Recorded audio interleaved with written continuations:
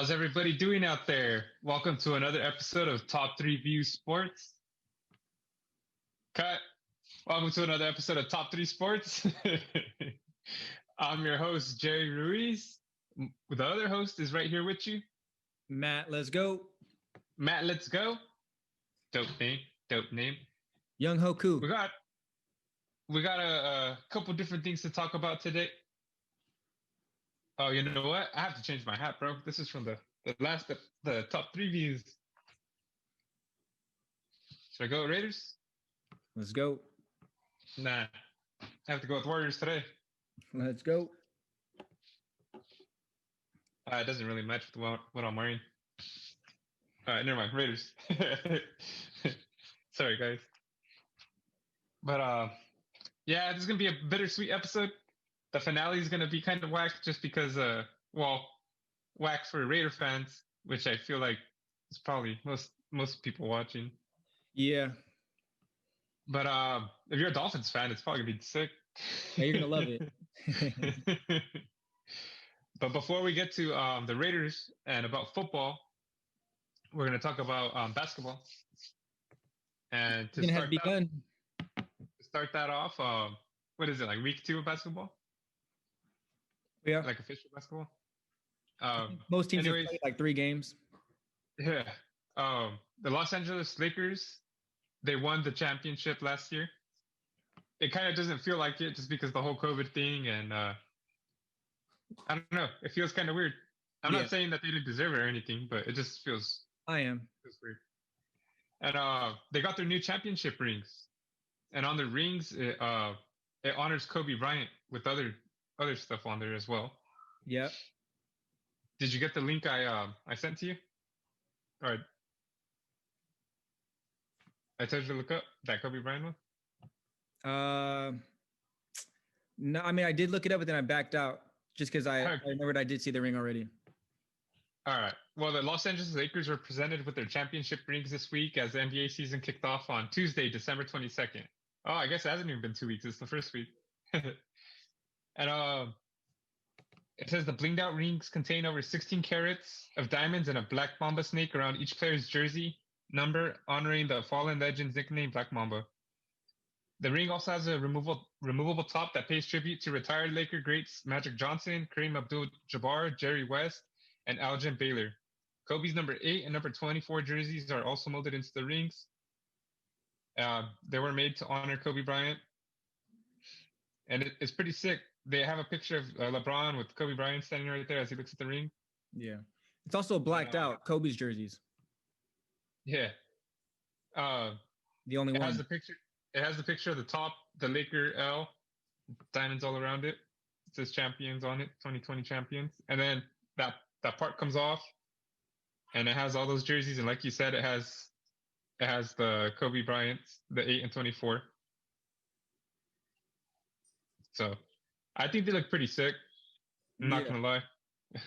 Yeah, I think it's creative too how they did it like that.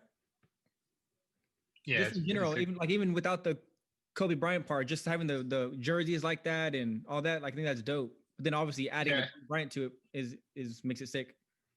Yeah, it just I don't know if it's because the Lakers are kind of like they're like, if you hear of basketball, you think of the Lakers, you think of like the Celtics, they're the big names. Oh yeah, and the owl looks crazy on the ring. It just stands out. That purple and yellow stands out pretty sick. Yeah. So yeah, I don't know. This is probably one of the best rings I've seen. Yeah, I agree. It looks crazy. It actually looks like they could probably wear it every once in a while. Like not. Yeah.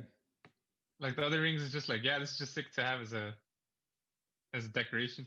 And it's cool too, because like I feel like, I don't know, if you had this ring, like you can actually just not just show it off, but like you can also show off the inside, or like, like. Yeah. They're like, oh, that's a sick ring. Be like, oh, look, it gets even better. Yeah, it gets even better. Exactly. Yeah. Or people be like, hey, is it true that it has that on the inside? You'd be like, yeah, check it out. Yeah. Nah, it's dope. Yeah. So, and it's respecting Kobe Bryant too. So I mean, that's even harder. Yeah. Nah, I love that. Yeah. So. If I had the money one day, I'll buy it.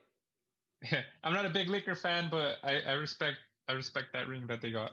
Yeah, I'm a Laker fan. Let's go. Now you put that Warrior hat back on. I mean, I'm a Warrior fan too. That's true. Steph Curry, let's go. Let's go. He's the only one. Let's go. Wait, hold on. Before we move on from this, before we move on from basketball, do Steph Curry, when it's all said and done, if he doesn't win another championship, do you think he'll solidify himself to be in the top 10 of all time? Do you think people will agree with that? Nah, I feel like people probably won't think he's a GOAT just because he had a built team. Yeah. Or he didn't go there though. He was drafted there. It was not his fault. He built the team. Yeah, he built the team. And he's like the greatest shooter of all time. Yeah. Yeah, but I don't feel like people will put him there.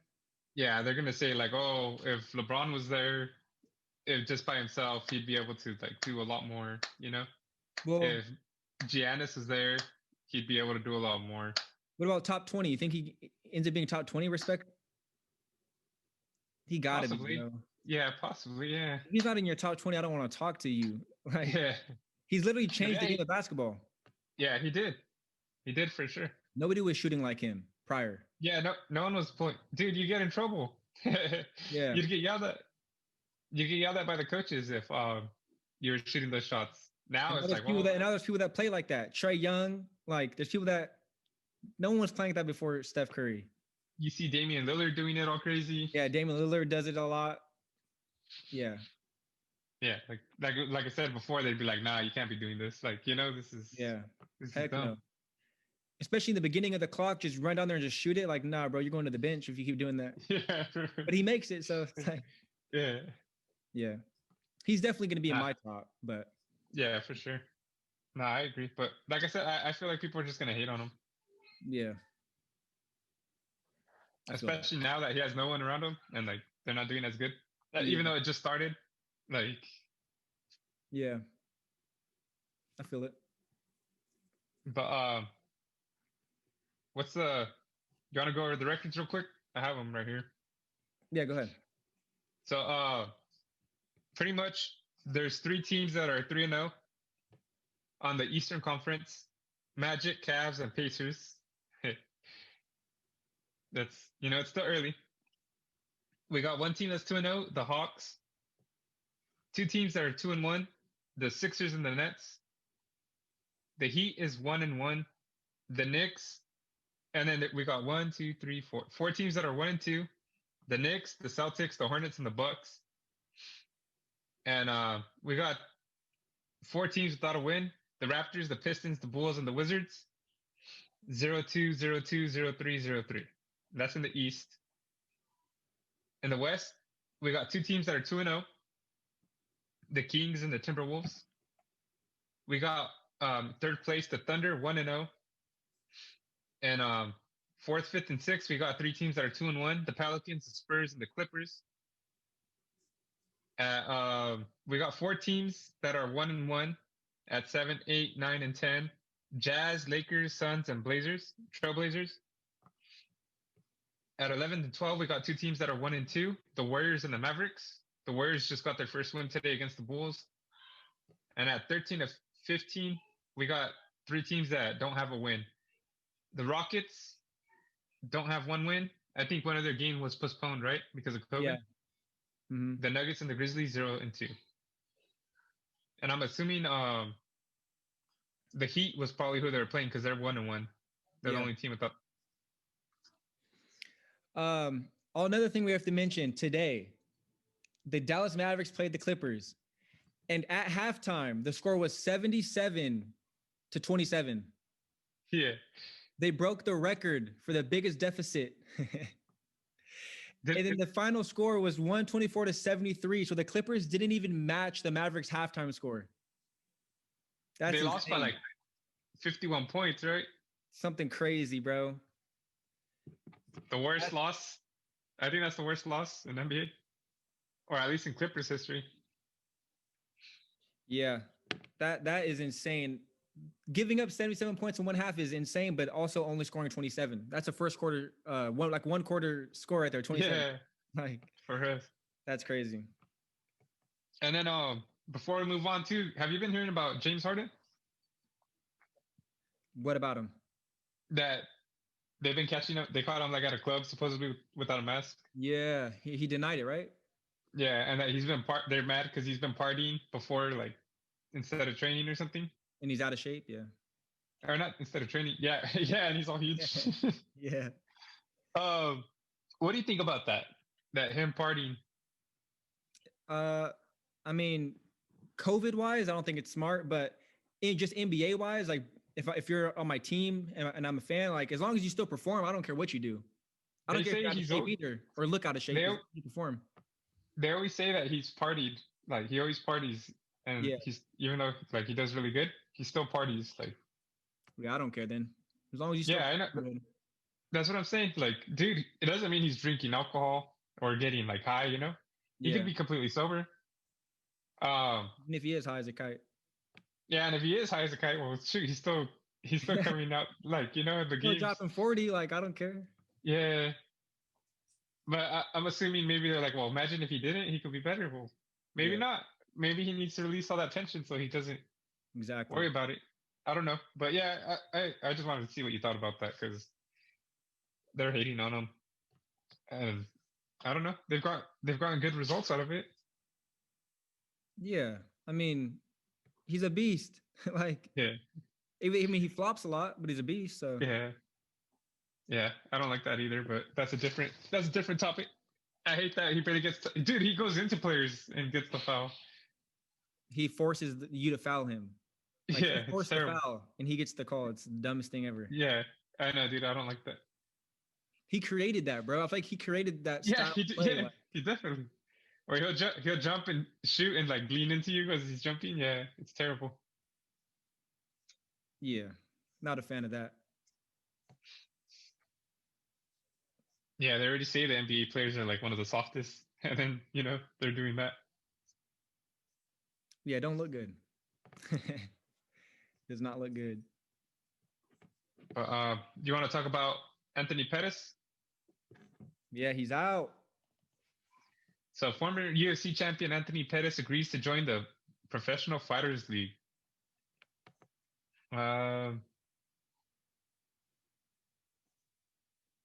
Jeez. So he last fought. Of his life. Huh? He said it was the happiest day of his life. He last fought for the UFC 4 days ago, winning a decision. And then he will now prepare for a PFL seasonal format when the New York-based MMA firm restarts operations in April 2021. Yeah, I was gonna say I haven't really heard too much about this company. Me either, but I'm gonna start paying attention because I like the whole season thing that they do. That's pretty dope. Well, one of his biggest reasons for leaving the UFC, he said he wants to compete for titles, and he could do it quickly with this league because everything moves quick. There's no fight here. In 3 years, you'll have a shot. Like, no, it's instantly. Yeah, if you do good. And then Roy McDonald, Fabrizio Verdum, and Clarissa Shields are other people that will make their debut in 2021. And Pettis will compete in the lightweight division and could win a $1 million check should he win the company's high-stakes New York Eve championship match after moving to the 2021 season and playoffs.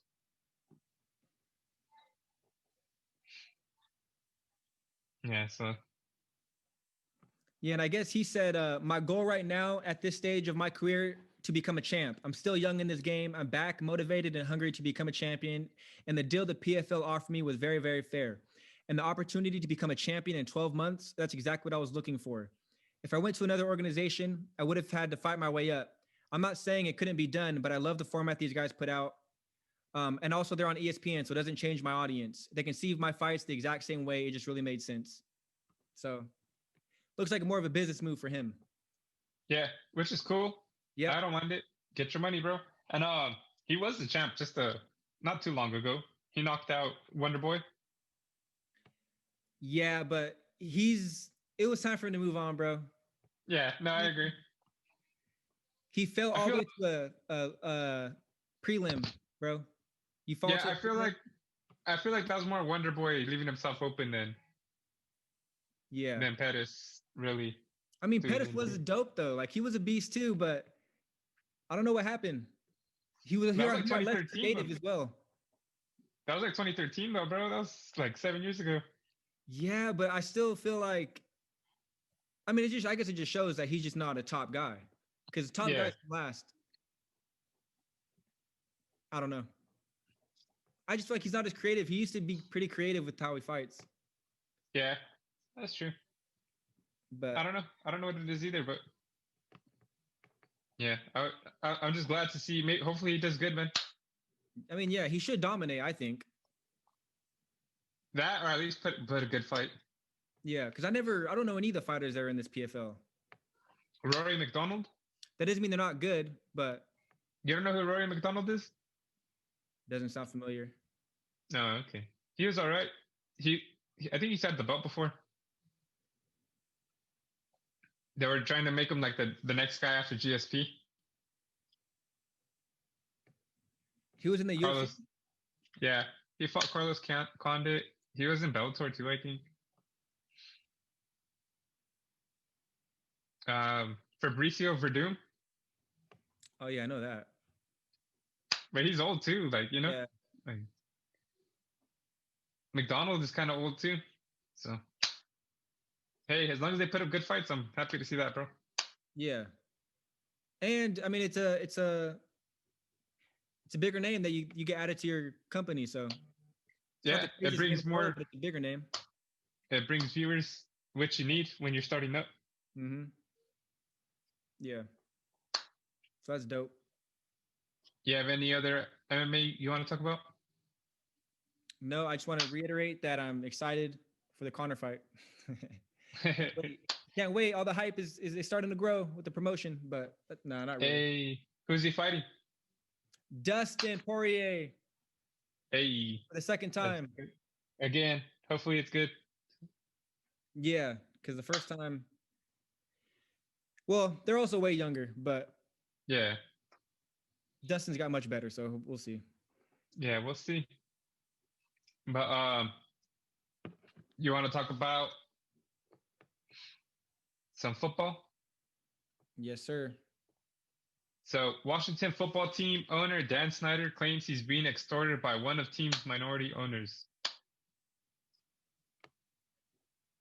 Yeah. And then let's see. Dan Snyder claimed in a court filing Wednesday that he's being extorted by one of the franchise's minority owners, Dwight Scharr. Snyder said in the filing that Scharr threatened to release information if Snyder didn't sell the team. This filing comes a day after the Washington Post reported the Washington football team paid $1.6 million to a former employee in 2009 to settle a sexual misconduct claim she made against Snyder. Both the Washington football team and the NFL declined to provide comment on the situation. Snyder is saying, I've been the subject of an extortion campaign by plaintiff Dwight Scharr based on the threat of leaking information about the meritless allegations for which, despite his knowledge that no evidence of wrongdoing was found after an investigation by a well-respected law firm, plaintiff Scharr nevertheless threatened to reveal to discredit me and embarrass my family, but which the insurance carrier decided to settle. Snyder also said that he is fighting on multiple fronts for interests that go beyond just me, including the team that I love, as well as my family, and can swear to this court that the accusations I improperly leaked information to the press are false. Yeah, and he says the plaintiff's motion and supplemental filing and news articles are the latest in effort to extort me. So what do you think about that? I think it's crazy. I think it's crazy all the different news that comes out with this guy or the team Yeah. in general. Like from the sexual misconduct stuff to the Wayfair stuff, like correlations to the trafficking to this guy getting extorted now apparently. Like they need to calm down over there. Like what are they doing over there? And then the whole name change too, and like Yeah, on top a of lot that, stuff going on over there. Some of it and has then and then the Ron Rivera, battling through cancer through this too. Like, dude, like they can't catch a break over there, bro. Yeah. No, it's pretty crazy. I mean, extortion in itself is crazy. Like, Yeah. I don't know how I would deal if someone was trying to extort me. That's like, there's not much you can do. I feel like. Well, I mean, obviously you can get the law involved, but it's tough. Yeah, it's crazy. Cause like, is there anything bad? He's like, hey, he's trying to extort me. Well, what? Yeah, with what? Like, what are they trying to Yeah. blackmail you with? Like, Yeah, like that he doesn't is sound like like, innocent. yeah, yeah, Like, oh, he's threatening to extort me, but there's nothing to, like, but yeah. there's nothing there. So like, this guy's crazy. Sounds like there's something. Yeah, that's what I'm saying. Yeah, maybe these He allegations doesn't are. sound he doesn't sound super innocent in this. Yeah, This. it's true. Yeah, I don't know. That's crazy though. Yeah, Crazy what's going I on don't. there. Yeah, that sucks, dude. But Yeah. at the same time, don't put yourself in crazy positions like that too. Yeah, I mean, yeah. All these guys with power, bro. They go wild. They go wild. They go wild. Yeah, Right. for reals. I don't know what it is, but they always do. The power, man. No one man should have. Like, yeah, Yeah. power. Yeah. And they see all of the lights. For reals, dude. Yeah. I wish I could find out one day how it is to have all that power. Yeah. Just don't get blinded by the light. Yeah. For reals. Would you want to own a piece of the Raiders? Yeah, I want to own the whole Raiders. The whole Raiders? Damn. I don't know. That's crazy. 100%. And I'm running it like a manager. I'm actually making calls here. Yeah. I swear I'd be the most hated person probably. Would you be like Al Davis? Be the coach, the manager, Nah, I wouldn't want to coach, but I want to make decisions though. Yeah. Free agency, we're going for this. They were doing this. We're doing that. Like draft, we're looking for this. 100%. For reals. But I guess we could talk about the NFL games this week. Yeah. Is there gonna be one tomorrow on Monday? Let me see. Yeah, Buffalo and New England. Back. Yeah, I mean, historically, it would have been a good game if Tom Brady was still there and whatever, and they're both fighting for the number one spot. But nah, pretty whack. Yeah, it's whack. The Patriots are part of the NFL now. They're not like on that level no more, Yeah. like the untouchable level. Yeah. Which sucks because it'd have been nice to see them get beat in the playoffs. Yeah, but now Tom Brady's gonna do it with another team. You think Bill Belichick sucks as a head coach and Tom Brady's the GOAT? Nah. Well, I think Tom Brady's the GOAT, but I think he's the GOAT as well. Yeah. Tom Brady or Bill Belichick gets crazy, dude. Yeah. He takes away like your best players. Like yeah. I just really think it's not a good matchup to have like Cam Newton and him and what they got. Like, yeah, they don't got enough pieces. Cam Newton's not the craziest guy. yeah. Tom Brady really was made people elite. Like, I mean, when he had Randy Moss and Gronk and Aaron Hernandez, obviously those are star players, but I mean, he made people that weren't stars really good and productive. I don't know if Cam he took pay cuts, to like make his team better. Yeah. They're saying that he let Bill Belichick like yell at him in public and stuff. Just so like the other guys can be like, all right, well, if Tom Brady has to listen, we got, this guy's the GOAT. Yeah. If he's getting treated like that and he's buying into it, we got to buy, Yeah. No, yeah. I also seen that he just broke the Buccaneers single season touchdown record in his first year at 55. At his on the down spiral of his career. Yeah, exactly. Which was like I think 36 touchdowns, I think, or I don't know, something like that. But yeah, that's crazy. That's insane, dude. I guess we could talk about the records, the scores. All right. So who do we have first this week? We had a Friday game, right? A Friday night game. The Saints and the Vikings. Yeah, but we had earlier. right? Did we? Oh yeah, Well, that Monday night, huh? We didn't talk about it last week. well, we had the Niners in Arizona. That was yesterday. Oh yeah, that was yesterday. That's right. Yeah, on Monday the Bengals beat the Steelers. That's Yeah, right. We didn't talk about it too. That's crazy.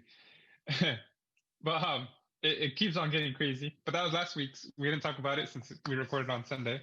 yeah, which is weird. And yesterday, or Friday's game was the Saints and the Vikings. The Saints beat the Vikings 52-33, bro. Uh, are Alvin you on these Kamara. stats? Huh? I said, are you on the stats on this game? No, I can go to it right now though. Okay. Alvin Kamara, Well, 6 touchdowns. yeah, I was gonna say Drew Brees, 19 for 26, 311 yards, 2 interceptions, 0 touchdowns. Taysom Hill, 2 for 2, 8 yards, no touchdowns, no interceptions. But the real story was Alvin Kamara, 22 carries, 155 yards, 6 touchdowns. Would have been 7 touchdowns, but they didn't have him run it in at that 1 yard line. Yeah, they let good old Taysom Hill do it. Yeah, which dude, I would have gave it to Kamara. Like, I don't care. Like, bro, let him get records. Like, he's already carrying the whole team. Yeah, Like, in that game. yeah, that's crazy. Those 6 touchdowns. That's wild. Ties the record since 1929, bro. Yeah, that's insane. But that's what I'm saying. One more, let him beat the record. Like, Yeah, should have let him beat it. Chris. Gotta 12 put your carries, nose in it. 72 yards. We had Latavius Murray, Taysom Hill, 5 for 18, 1 touchdown. Emmanuel Sanders, 1 for 12. Michael Burton, 2 for 10. Like, apparently the whole team. Drew Brees, 3 for -3. The whole team got to run that. Yeah, Emmanuel Sanders, 4 for 83, 4 attempts, 83 yards. Jared Cook, 3 receptions, 82 yards. Adam Troutman, 2 for 45. Callaway, 3 for 26. Murray, 3 for 24. On defense, Demario Davis, 6 tackles, 2 assists, 0 sacks. Malcolm Jenkins, 6 tackles, 1 assist, half sack. Marshawn Lattimore, 5 and a tackles, forced 1 fumble. assist. Oh, okay. That doesn't say on mine. I guess you can read the defense then. But that's pretty much Yeah, that's pretty much it. Cameron Jordan had a sack And a forced fumble. and a forced fumble. David Onyemata had the other half sack. Yeah, Ty Montgomery, 2 for 57 yards. His kick return. Dwayne Washington, 1 for 17. Punt returns, Marcus Callaway, 1 for 16. 1 field goal. It's like, yeah, like yeah, on the Vikings, Kirk Cousins, 27 for 41, 291 yards, 3 touchdowns. Dalvin Cook, 15 carries, 73 yards. Abdullah, 1 carry, 13 yards. Dalvin Cook had a touchdown. Mike Boone, 1 carry, 4 yards, 1 touchdown. Adam Thielen, 8 for 97, 1 touchdown. Justin Jefferson, 6 for 85. Pro Bowler. Rookie Pro Bowler, right? Yeah, Irv Smith Jr., 6 catches, 53 yards, 2 touchdowns. Tyler Conklin, 4 for 31. And then after that, it's just 13 and 12. The defense, it really didn't do anything if they let them score, like 52 points? yeah. I mean, they got the 2 turnovers, the 2 picks, but didn't do nothing. Like, wasn't enough. I With guess. them? Yeah. By Harrison Hand, which is a good name to get interceptions. Yeah, You got a hand on it. yeah. And then Hardy Nickerson. You got to hand it to him. Yeah. And then Blake Lynch, 7 tackles, 3 assists. Eric Wilson, 6 tackles, 3 assists. Harrison Smith, 5 tackles, 3 assists. I kind of don't want to talk about their defense because that was whack. Like no matter what, 52 points. But dude, the Vikings scored 33. Yeah, yeah. I mean, their offense did it. Their offense did enough. The defense just couldn't hold them. Yeah, at all.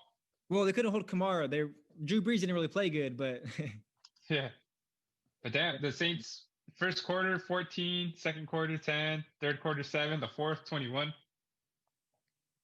Yep. And then the Vikings first 7, second 7 points, third was 13, and the fourth was 6. Yeah, it's just terrible.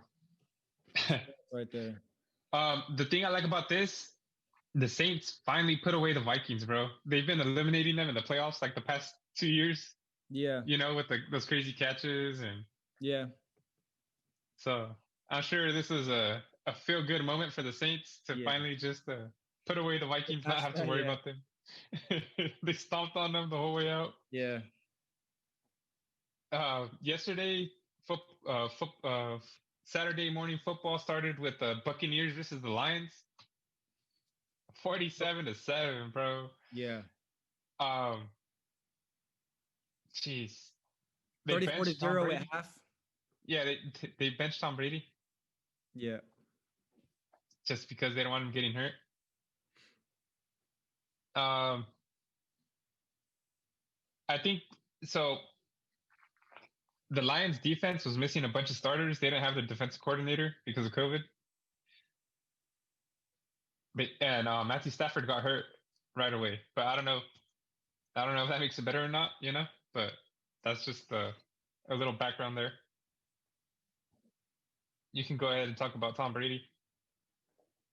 I mean, like Jerry just said, he didn't play the whole game. And even with that, he still had probably the best game of this whole season. He was 22 for 27, 348 yards and 4 touchdowns. No picks. That's like vintage Tom Brady with 158.3 passer rating. Literally, dude, that's just like if he played a regular game, yeah. Yeah, like that's crazy. And then Blaine Gabbert came in and threw 2 touchdowns and no picks. Like he even had himself a game. Blaine Gabbert for us, dude. Like that's crazy. Mike Evans, 10 catches, 181 yards, 2 touchdowns. Chris Godwin, 5 catches, 84 yards and a touchdown. Rob Gronkowski, 2 for 58 and 2 touchdowns. Antonio Brown, 4 for 35 and a touchdown. And the touchdown to Antonio Brown, Tom Brady zipped it right there, like between everybody. And yeah, it was crazy. Sad day if you're a Lions fan. But like Jerry also said, there is some like you didn't have your starting quarterback. Literally threw 3 passes and was done. The defense was banged up. Like, I mean, you should expect that after all that. Yeah. It doesn't make the score any better. Seeing them just keep racking it up on you. Yeah, definitely not. But hey, at least you're closer to a better draft pick. So yeah, exactly. There's that. Yeah. There's that to look forward to. So the Bucks are in the playoffs after how long? Since they won the Super Bowl? I don't know. It's been a while, dude. I'm pretty sure it's been a while since they've been to the playoffs, so that's good for them. Definitely been a while. Whatever. And then the second game was the Niners and Cardinals yesterday. 20-12, the Niners beat the Cardinals, which is crazy. Cardinals are choking. Yeah, dude, they were supposed to be a really good team. Yeah. Because the Niners are 6-9 and the Cardinals are 8-7. Yeah. So, dude, the Niners were running all over the Cardinals though when I was watching. But the first quarter, Niners scored 7. Second quarter 0. Third quarter 7. Fourth quarter 6. The Cardinals first quarter 3. Second quarter 3. Third quarter 0. Fourth 6. So, I mean, it wasn't the craziest game, but yeah, I mean the dude almost ran for 200 yards on the Niners. Wilson. Yeah, CJ beat hard, 13 for 22, 182 yards, 3 touchdowns. And then, like Matt said, 22 carries, 183 yards for Jeffrey Wilson. CJ beat hard, 3 for 18. Brandon Ayuk, 1 for 16. Jerick McKinnon, 1 for 4. Everyone else doesn't deserve a shout out. And receiving, George Kittle. I think this is his first game back, right? I'm not even sure, but probably makes sense because I know he was out. I thought it was supposed to be out for the whole year, but I guess not. So, yeah, he was 4 for 92. Jared McKinnon was 3 for 28. Jeffrey Wilson was 1 for 21. Yeah, I mean, after that, it's just whatever. They each got like 16 yards, 15 yards, 10 yards. Yeah. On defense, Fred Warner, 8 tackles, 6 assists. Tarvarius Moore, 7 tackles, 4 and a forced fumble. All right, you read the defense because mine doesn't say that, bro. And 3 pass deflections. Another Pro Bowler, probably one of the best middle linebackers. But yeah, Witherspoon had a pick and a pass deflection. Kay Williams had a sack, a pass deflection, and a forced fumble. 2 tackles for a loss. That's really good for a corner. That's a lot of stuff right there. That's a lot of stats. Yeah. But they had a lot of tackles for a loss, it looks like. As a team, they had 1, 2, 3, 4, 5, 6, 7, 8, 9 plays were a tackle for a loss. So looks like up front they were getting a good push and they were just all working as a unit, huh? Yeah. I can't believe the Cardinals though, bro. Like, that's crazy. That they're how the Cardinals do. So I'll read the off. Yeah, go ahead. I'll read the offense of the Cardinals. I guess I'll read offense, you'll read defense, huh? All right. We'll be like the tape don't lie. The offense guy, the defense guy. So Kyler Murray, 31 for 50. Fuck, dude, 50 pass attempts. That's a lot. 31 for 50, 247 yards, no touchdowns. Yeah. You throw it 50 times and don't have one touchdown. But he had one interception, which is worse. Mm-hmm. Rushing, Kyler Murray, 8 for 75. Kenyon Drake, 18 for 45. It seems like they tried rushing, bro, but they couldn't. Christian Kirk on receiving, 7 for 76. Keyshawn Johnson, 2 for 50. DeAndre Hopkins, 8 for 48. Larry Fitzgerald, 6 for 28. Then the rest just drops off. 8 for 48, bro. Were they throwing nothing but screens? I know for real, dude. Yeah, that's bad. And then on defense, go ahead and take the mic. Buda Baker, he had 7 tackles. He led the team with 9 total tackles, actually. 7 solo, 1 tackle for a loss. Hicks had a pass deflection, 6 tackles on the day. And then altogether, they had 3 sacks as a team. Reddick had 1.5 sacks by himself. And then, yeah, that's about it. Nothing else that stands out too much. Marcus Golden had the half sack, and then Angelo Blackson had half a sack. Is it Blackson or Blackson? The Cardinals won the time of possession, so that's unfortunate when you lose the game and you held the ball longer and you had more passing yards. But it's just really just the rushing, bro. That guy just went off and literally won the game for the Niners. Like, yeah, he just went off. You think George Kittle made a big difference? He was probably blocking a lot. Yeah, probably. But like I've always said, like, I feel like this is the best coach when it comes to running, bro. Yeah, for real, dude. They got 3 guys that can go ham. Like, yeah, like it's crazy. And they're so creative. Like, we always talk about the Raiders not being creative with, just in general. Anything, yeah. Especially red zone. Zone. Not rushing creative. And, the Chiefs are overall creative, but these Niners are creative when it comes to running. That's for sure. We're not going to talk about the Saturday night game yet. We're going to save that one for last. Yeah.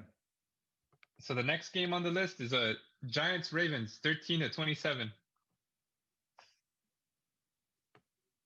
And so let's see. The first quarter, the Ravens had 14. The second quarter, they had 6. Third quarter, scored 0. And in the fourth, they scored 7. For the Giants, first quarter 0, second quarter 3, third quarter 3, fourth quarter 7, total 13. I'm gonna start with the Ravens because that's more exciting. Lamar Jackson was 17 for 26, 183 yards, two touchdowns passing. And rushing, Gus Edwards, 15 carries, 85 yards, no touchdowns. Lamar Jackson, 13 carries, 80 yards, no touchdowns. J.K. Dobbins, 11 carries, 77 yards, 1 touchdown. So 3 running backs combined. What is that? Like 242 yards? Those 3? That's a lot, dude. Insane. On receiving, Mark Andrews, 6 catches, 76 yards. Gus Edwards, 2 catches, 37 yards. Marquise Brown, 4 catches, 25 yards, 1 touchdown. Willie Snead, 2 catches, 24. After that, it just drops off. You can go ahead and read the Ravens defense. Yeah, Marlon Humphrey led the team with tackles with 6 and 3 pass deflections. Averett had 5 tackles and 2 pass deflections. And then you can see the 2 outside linebackers actually got 2 tackles for a loss and 3 sacks combined out of them 2. So you'd like to see that from your outside linebackers. And then they had 3 more sacks by the defensive line. That's how many sacks is that? It's 2, 3, 4, 5, 6 sacks on the day. So that's a field day for them. Raiders don't Yeah, have hell yeah. so much pressure. So Shit. one I day, don't think the Raiders had 6 sacks this season. yeah. And a lot of tackles for loss. You had 4, 5, 7 tackles for a loss. So it looks like the defense was in there in the eating. backfield a lot. Dude, Lamar Jackson, he was playing like crazy today. He looked like his old self, just running all crazy, just dancing around in the Yeah. back. It was sick. I feel like the last couple games he's came back in form a little bit. So let's talk about the Giants. Daniel Jones, 24 for 41, 252 yards, 1 touchdown. It's a lot of passing, 41 attempts. Wayne Gallman, 6 carries, 27 yards. Dion Lewis, 1 carry, 15 yards. After that, it's just garbage. So, damn, that's not. They just didn't even try to run, or they couldn't. I don't know. They just gave up, it looks like. Yeah. Sterling Shepard, 9 catches, 77 yards, 1 touchdown. Evan Ingram, 7 catches, 65 yards. Anthony Pettis, 2 catches, 33 yards. Wayne Gallman, 2 catches, 26 yards. Darius Slayton, 226. Like, dude, I don't even know any of these guys. Yeah. Just Evan Ingram and Shepard. And go ahead, take over for defense. And the defense didn't do anything, so we'll move on from that. There's literally no stats. There's no stats. Blake Martinez, trash tackles. Yeah, it's just. Yeah, there's nothing. Yeah, there's nothing. All right, well, it sounds like a fun game to watch. All right, this is a crazy one. So the Jets beat the Browns today, guys. So the Jets beat the Browns 23-16. In the first quarter, the Jets scored 7. In the second, they scored 6. In the third, they scored 7. In the fourth, they scored 3. The Browns, in the first, they scored 3. In the second, they scored 0. In the third, they scored 7. And in the fourth, they scored 6. It's 23-16. This is bad for the Browns because they might not make the playoffs now. So it's crazy. This is bad for the Jets because they're not getting Trevor Lawrence now. Yeah. I don't think there's any way that the Jags or that the Jets can tie with the Jags. I think it's officially the Jags' first round pick now. Yeah, that's rough. Cause I think even if the Jags win next week, that they have the tie. Yeah, they have that they win the tie. So I think no matter what, the Jags get that first pick. So they went 2-14 for nothing. It's like supposedly, you know how everyone's saying they tanked on purpose. If that was the case, well, yeah. Well, and they just won their last 2 games. Like, yeah, that's what I'm saying. Like, they can't even tank. Like, if supposedly they were tanking, they can't even tank right. They should have won 3. They should have beat the Raiders too. So yeah, they should beat the Raiders too. That's crazy. Yeah, so the Jets can't even lose, right, bro? So they suck at everything. Yeah. And then the Browns, dude, you guys might have lost your playoff chance. That's the Browns. Dude, I really wanted them to go. Yeah. But the Baker Mayfield, he went 28 for 53, 285 yards. See, this is what I don't get. 28 for 53, 285 yards, right? Nick Chubb, 11 carries, 28 yards, 1 touchdown. Kareem Hunt, 4 carries, 11 yards, 1 touchdown. Why not? I don't know. Why not run it? You got 2 sick running backs. Yeah. It's probably easy for me to say, but I didn't watch the game either, so I don't know exactly how that went. So yeah, well, it looks like when they did get the ball, they weren't too productive. Yeah. So I don't know. Austin Hooper, 7 catches, 71 yards. Jamarcus Bradley, 5 catches, 60 yards. Kareem Hunt, 3 catches, 41 yards. Nick Chubb, 5 catches, 38 yards. So 2 of the running backs did better than their other receivers too. Yeah. I think the Browns were out receivers actually. Now that I think about it, I remember them saying that. Well, no Odell, obviously. And no Odell, no Javart. Yeah, and then I think another guy was out too.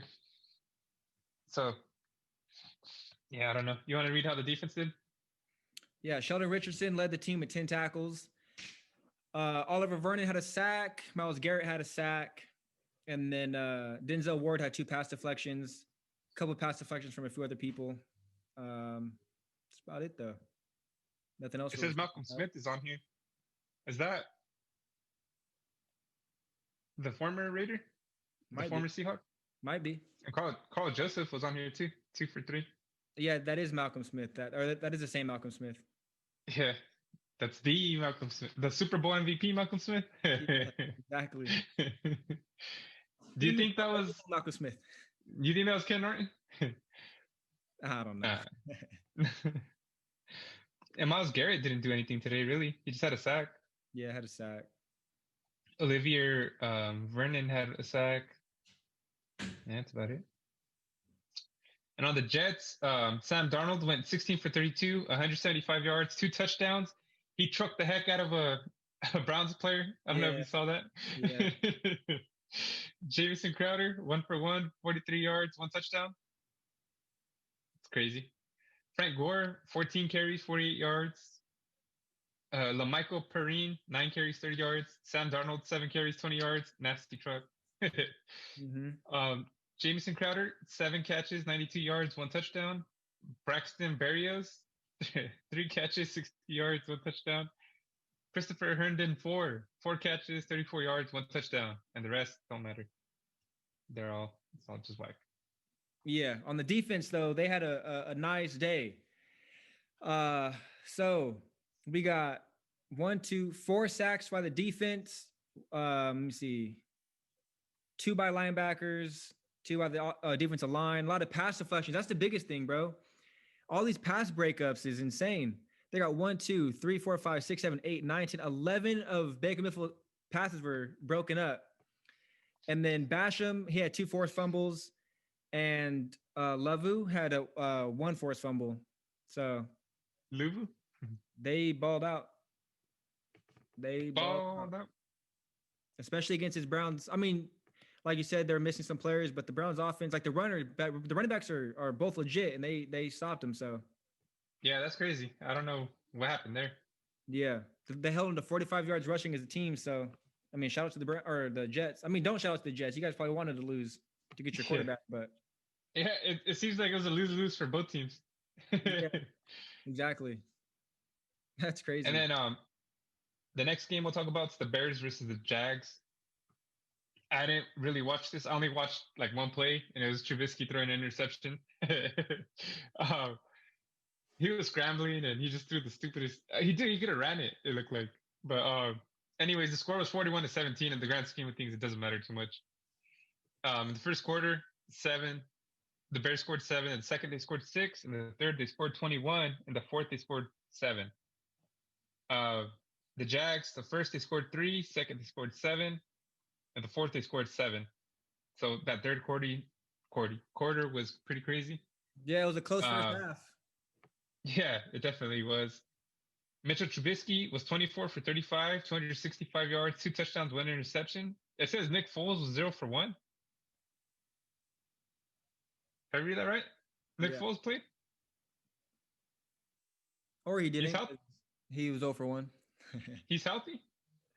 I guess. I don't know. Why did they bench him? Because he ain't the answer. Because he sucked? Yeah. Huh. I thought he was injured and I don't know. Whatever. Anyways, he's not the answer. And then on rushing, we have David Montgomery, 23 carries, 95 yards, 1 touchdown. Artavis Pierce, 2 carries, 26 yards, 1 touchdown. Mitch Trubisky, 2 carries, 10 yards, 1 touchdown. And then after that, no one cares because they want good stats. On receiving, Allen Robinson had 10 receptions, 103 yards. Jimmy Graham, 4 receptions, 69 yards, 2 touchdowns. Darnell Mooney, 4 catches, 39 yards. After that, it just drops off. Allen Robinson, I believe he's a free agent next year. Yeah. So whatever team gets him, even if it's the Bears, that'd be a good piece to add. Yeah, I think Jacksonville should have never let him go. Exactly. Let's go over to defense. So Raquan Smith, 8 tackles, 2 interceptions, 2 pass deflections. That's a defensive player of the week type of game right there. Roquan Smith. I wanted him to be a Raider, but Yeah, the Bears got him before yeah. we could get him. Danny Trevathan had a tackle for a loss, a sack, and 2 pass deflections. Khalil Mack had a tackle for a loss. The nose tackle Nichols had a pass deflection, and their free safety Houston Carson had a pass deflection. So solid game from the defense, holding them to only 17 points. I mean, you can't ask for more than that. You got to love that. 17 points. Yeah.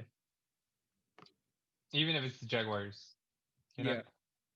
Yeah. So we have to talk about the Jaguars. Mike Glennon, 24 for 37, 211 yards, 2 touchdowns, 2 interceptions. Rushing, Dare Ugunbowale, 14 carries, 71 yards. Did I mess that up? No, it was perfect. Okay, cool. Craig Reynolds, 1 for 4. Davine Ozigbo, 1-1.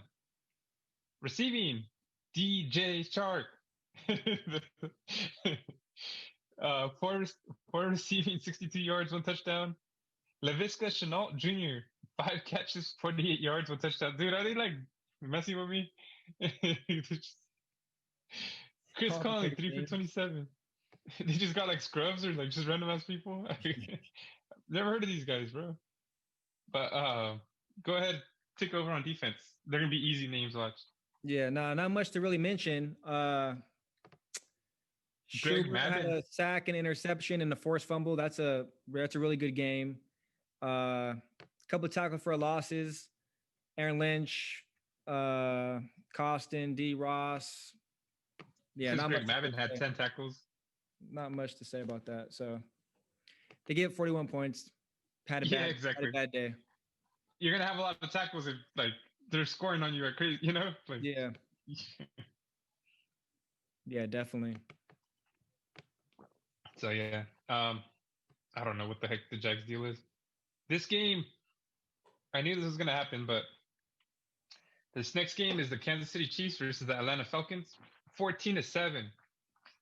Okay, so I didn't know the score was gonna be that low, and I didn't think it was gonna be that close.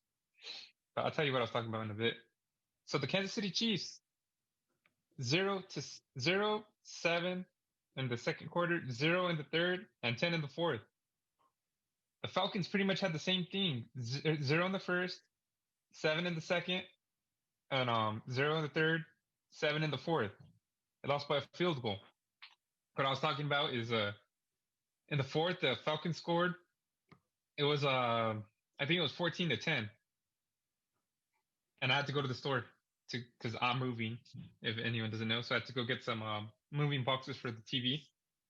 And I was like, all right, I'm just gonna stop watching it because I'm pretty sure the Chiefs are gonna come back and win this. And then I checked the score when I was at the store, and it was 17-14. So Chiefs came back and won it. Yeah, and the Pro Bowl kicker had a chance to tie the game, but a 39-yard field goal and missed it. Jeez. Young Hoku. Young Hoku? Young Hoku, yeah. Dude, he's been pretty good, though. I mean, yeah, he's a Pro Bowler. So yeah. He just not clutch, I guess. Not against the Chiefs, apparently. So, I guess we'll start off with the Falcons because that's what's on my screen first. Matt Ryan had a good game from what I watched. But 27-35, 300 yards, 2 touchdowns. That's like vintage Matt Ryan right there, bro. Ito Smith had 10 carries, 46 yards. Brian Hill, 7 carries, 36 yards. Todd Gurley, 4 for 16. The run game wasn't too good. Calvin Ridley, 5 catches, 130 yards. Hayden Hurst, 5 catches, 47 yards. Todd Gurley, 3 for 34. Brian Hill, 325. Russell Gage, 423. Do you know any of these guys? What, the receivers? Yeah. Calvin Ridley. I mean, Calvin Ridley, I know Hurst, and that's about it, probably.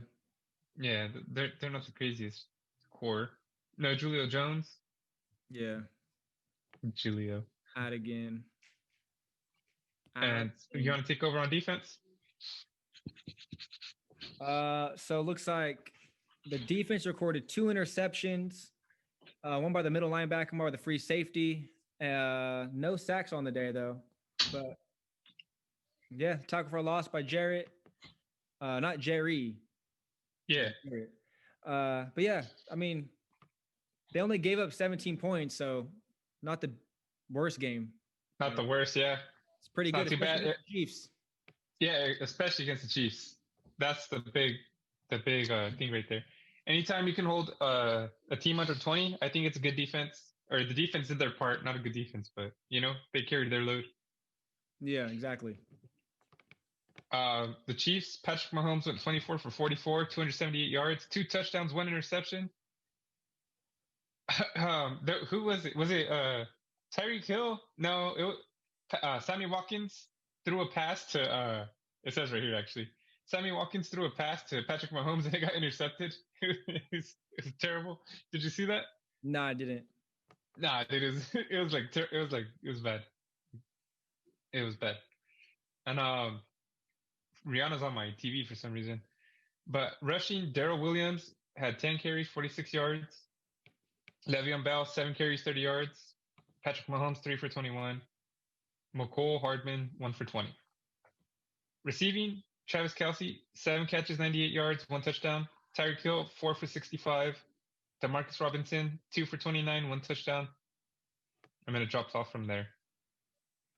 You want to go ahead and take over on defense? Like it was a defensive game for sure. Yeah. So on the defensive side, there was 4 sacks. The Chiefs got. Snead, Okafor, Clark, and Jones all got in there for a sack. Forced fumble by Gay, forced fumble by Neiman, forced fumble by Okafor. So, I mean, big defensive game on both sides. Only giving up 14 points. I mean, you literally can't ask for more than that. The offense got to score more than 14. Yeah. So, especially against the Chiefs, bro. Like holding them down to 17 points. Yeah. And then the next game up is Bengals Texans. The Bengals beat the Texans 37-31. Idiots. I didn't know they're both only have 4 wins. Idiots. Good for the Bengals, bro. No, not good for the Bengals. Literally trash for the Bengals. Because they need to get better people. Quit winning games. Get Joe Burrow some help. I know, but I mean, just good for them in the fact that they're winning. Yeah, the Texans are going to be dangerous, bro, because they got a lot of star players. Wait, now they're going to fill in with more people. Like, we'll see. Maybe they can get a receiver like DeAndre Hopkins or something. Yeah, but they shouldn't need him though, bro. Like they got Brandon Cooks. They just need another solid guy. So Brandon Allen, the quarterback from the Bengals, in case no one knows, he went 29 for 37, 371 yards, 2 touchdowns.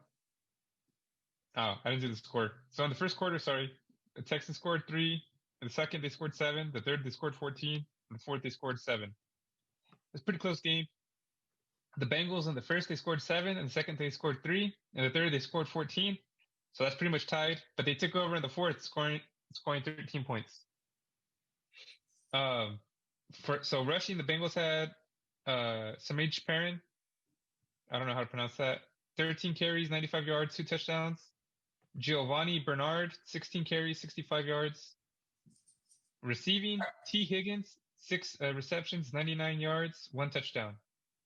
Alex Erickson, 6 receptions, 88 yards. Giovanni Bernard, 7 receptions, 66 yards. AJ Green, 4 receptions, 64 yards. And Samaj Perrin, 4 receptions, 41 yards. On the defensive side, they got 1 sack by Hubbard. They got 3 forced fumbles though. Nice. Phillips, Bell, and Hubbard as well. So it's good when you can get the ball out. 2 pass deflections as well by Phillips. A tackle for a loss by Pratt.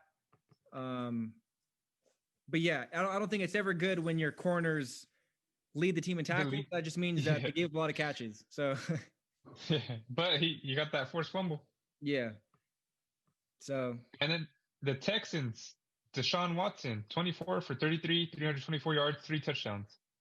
David Johnson, 12 carries, 128 yards, 1 touchdown. Not too bad from Johnson. Brandon Cooks, 7 receptions, 141 yards, 1 touchdown. Kiki Coty, 5 receptions, 54 yards. Jordan Atkins, 4 receptions, 39 yards. After that, it drops off. their corner Crossan had 4 pass deflections. That's pretty legit right there. Martin had a tackle for a loss, and then the other corner Reed had a pass deflection. Cunningham got 14 tackles on the day, which I mean, good for a linebacker putting in work right there. And then Johnson, the other corner, got 11 tackles. Nothing much else to say about the defense, though. I mean, they literally gave up almost 600 yards, so Jeez, it's not that it's good. not good. And then, geez, dude, I was watching this game. Well, I was watching clips of it. The Colts and the Steelers. Colts ended up losing 24-28. I think the Colts were up for most of the game. So in the first quarter, the Colts had 7. The second quarter, they had 14. In the third, they had 3. And the fourth, they had 0. So that fourth quarter is what costed them. The Steelers in the first had 0. The second, they had 7. The third, they had 7. And the fourth, they had 14. Yeah, I don't know. The Colts were up for like most of the game. I was hoping they won, but whatever. They lost. Yeah. I'm sure you didn't really have anyone that you cared about who won or lost in this one, right? Nah, I would have if the Raiders would have taken care of business, but Yeah. no. So Phillip Rivers was 22 for 35, 270 yards, 1 touchdown, 1 interception. Jonathan Taylor, 18 carries, 74 yards, 2 touchdowns. Nyheim Hines, 8 carries, 44 yards. After that, it doesn't matter no more. Jacoby Brissett was 1 for 1. I'm just saying that because we don't ever use Marcus Mariota in QB packages. Receiving, Zach Pascal, 3 catches, 64 yards, or 3 receiving, 64 yards, 1 touchdown. T.Y. Hilton, 3 receiving, 60 yards. Jack Doyle, 4 for 50. Michael Pittman, 3 for 38. Nyheim Hines, 5 for 20. After that, doesn't matter. Even that Nyheim Hines one I shouldn't have said, but whatever. He gets a shout out today. Yeah. On the defensive side, they got 1 sack by their strong safety. He also got a pass deflection. There's actually a few pass deflections on this team. They got like 5 in total. Tackle for a loss, they got a few of those as well. They got 4 of those. So they're in the back foot a little bit. Nothing too crazy, but that's about it though. Justin Houston was a little quiet. He had 1 tackle. He's a Pro Bowler this year, I believe. I'm not 100% on that. He had a tackle for a loss. PG Carey was 4 tackles, 2 assists. Yeah. And then on the Steelers side, Ben Roethlisberger, 34 for 49, 342 yards, 3 touchdowns, 49 attempts. That's a lot, dude. It's crazy. I don't know. Yeah. They couldn't run. So I don't know if they couldn't run or they just didn't want to run, but James Conner, 5 for 20, 1 touchdown. Deontay Johnson, 1 for 2. Penny Snell, 6 for 0 yards. Ben Roethlisberger, 2 for -2. So, like I said, I don't know if they couldn't or they don't want to, but that's not good. On receiving, Juju Smith-Schuster, 9 catches, 96 yards, 1 touchdown, 0 TikToks. Deontay Johnson, 8 catches, 75 yards, 1 touchdown. Chase Claypool, 4 for 54. Eric Ebron, 5 for 47, 1 touchdown. James Conner, 5 for 45. After that is a drop off. On the defensive side, TJ Watt recorded 2 sacks and a forced fumble, so that's pretty baller of him, and a tackle for a loss. Yeah. They also got He's 3 doing sacks. better than JJ, right? Yeah. They also got 3 sacks, 3 other sacks, and then Hilton had an interception and 2 pass deflections. A lot of tackles for a loss on this team. 2, 3, 4, 5, 6 of them. So it's good. Williamson, the linebacker, had 14 tackles, 2 tackles for a loss, 1 sack. So that's a pretty baller game of him, I would say. Yep. Oh, yeah. Gotta Super love that. game. Yeah. It looks like the Steelers defense ended up catching up for them. Let's see. So the Panthers beat the Washington football team 20-13. I don't know if anyone really cared about this game. Yeah. With no not to be messed. Yeah, not to be messed up, but it's just I don't know. The crazy thing is the Washington football team is a better team than the Panthers. I would not have thought that at the beginning of the year. Yeah. The crazy thing is the Dan Snyder news is more interesting than this game. Yeah, for us. The Panthers, first quarter, 6 points. Second, 14 points. Third, 0. Fourth, 0. So everything they did was in the first half, and they dropped off. The Washington football team, first quarter, 0. Second, 3. Third, 3. Fourth, 7. Teddy Bridgewater, 19 for 28, 197 yards, 1 touchdown, 1 interception. Curtis Samuel rushing, 7 for 52. Mike Davis, 14 for 28. Rodney Smith, 7 for 23. And then after that, who cares? Stats are garbage. Receiving, Curtis Samuel, 5 catches, 106 yards. That's it. Robbie Anderson, 7 for 39. DJ Moore, 5 for 37. After that, it drops. That is the drop off, but it drops off even more after that drop off. But Yeah. that's terrible, dude. Trey Boston was probably the best one on defense. He had 7 tackles, a tackle for a loss, 1 interception, and a pass deflection. But also, Brian Burns had a sack, tackle for a loss, and a pass deflection. The rookie Brown had 2 pass deflections. Whitehead had a interception. Oh wow! And a pass deflection. No tackles though, so I don't know what he was doing out there. They probably he was just in the right spot.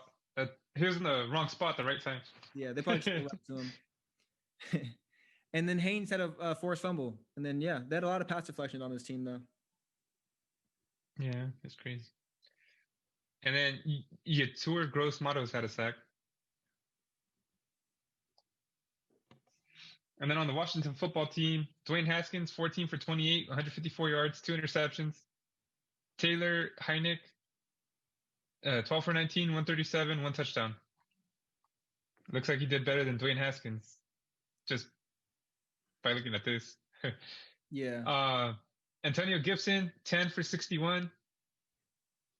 I have to read these because this is the drop-off, but 3 for 22. Taylor Heineck, I wasn't even going to say the name, bro. J.D. McKissick, 4 for 15. And the drop-off after the drop-off, Peyton Barber, 1 for 10. Logan Thomas, 1 for 0. Sounds like a terrible game to watch. Like, yeah. Yeah. Yeah. Dude, like, I'm bored reading this. You can zoom by the defense if you want, bro. Oh, you're not do the receiving? Oh, yeah, the receiving. Shit. Sorry, man. I don't really care. J.D. McKissick, 8 for 77. Logan Thomas, 7 for 63. Cam Sims, 3 for 63. Steven Sims, 4 for 52. Here's the drop-off. Robert Foster, 1 for 28. Antonio Gibson, 3 for 8. Yeah. On the defensive side, they actually were in the backfield a lot. They had 1, 2, 3, 4, 5, 6, 7, 8 tackles for a loss and 4 sacks. 1 interception by the free safety and 3 pass deflections by Ronald Darby, their corner, and 2 forced fumbles by Chase Young. Chase Young had a sack, pass deflections, forced fumble, tackle for a loss. So he was kind of all over the place. Yeah. They didn't win the game, but they got decent stats. Yeah, I don't know whatever. This game was whatever. I wonder how Dwayne Haskins did. It sounds like he didn't do too good, but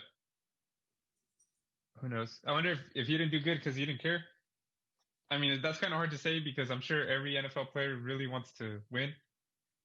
But at the same time, they've been treating Dwayne Haskins crazy. Like, So I don't know. I don't know who's at fault, if it's the Washington football team or if it's Dwayne Haskins, why he's not doing good, but maybe both. Yeah. Right? And then Broncos versus Chargers. This one's the only reason it's interesting is just because they're both in our division. The Broncos lost 16-19. The Broncos are now 5-10. The Chargers are now 6-9. Before we read any of the stats, any of the scores, the Raiders were second place in the AFC West for the longest time. And the Chargers were second to last in the AFC West for the longest time. Now that the Chargers have a chance to be second in the AFC West next week, and the Raiders second worst next week. That's whack. Well, what do we keep it though? Because we have a better division record, I think. Yeah. But still, that's whack that this It'd be is tied. even like that Yeah. this is even close to being a thing.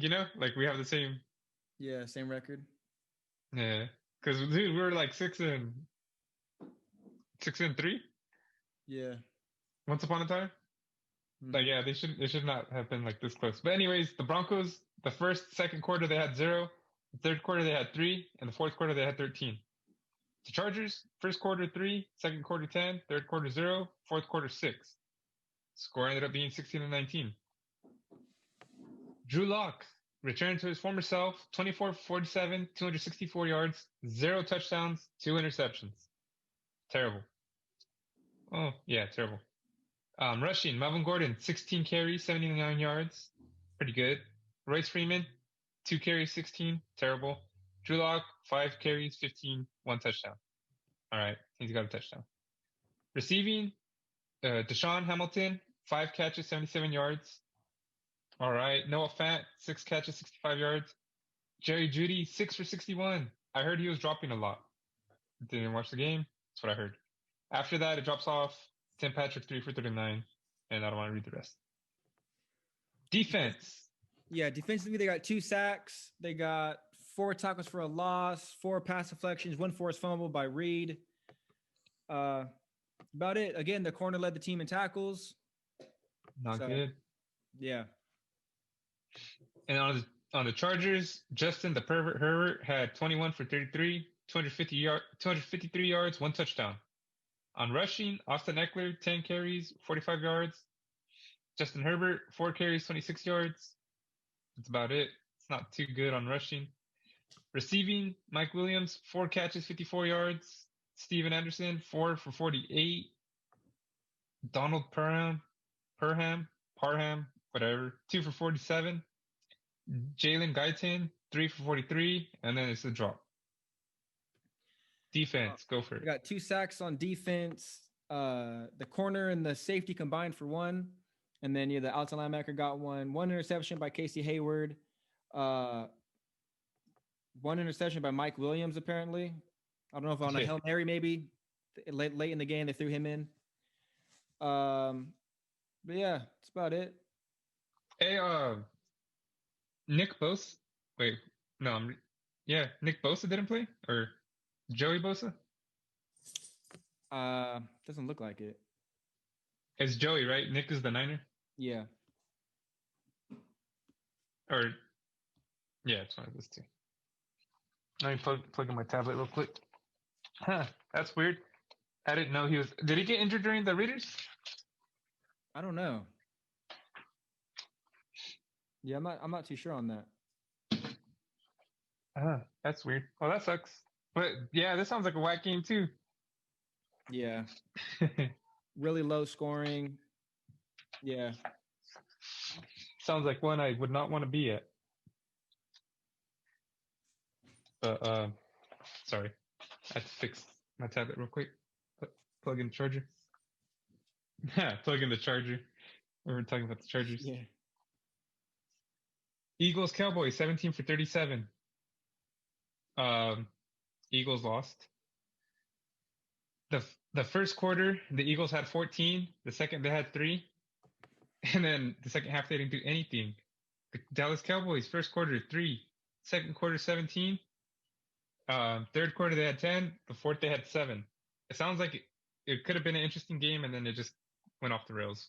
Yeah, they started off super strong. They had that 81-yard touchdown to Deshaun Jackson. Like, I don't know what happened. That's it. That's all they had. Yeah, that was it. Jalen Hurts, 21 for 39, 342 yards, 1 touchdown, 2 interceptions. Didn't he run all crazy too? Yeah. 9 carries, 69 yards. Miles Sanders, 15 carries, 57 yards, 1 touchdown. Boston Scott, 2 carries, 17 yards. Sounds like a fake name. Boston Scott. Yeah. Boston Terrier or what? Maybe. But like Boston Scott, that sounds like hey, that's the Boston guy, Boston Scott. Yeah.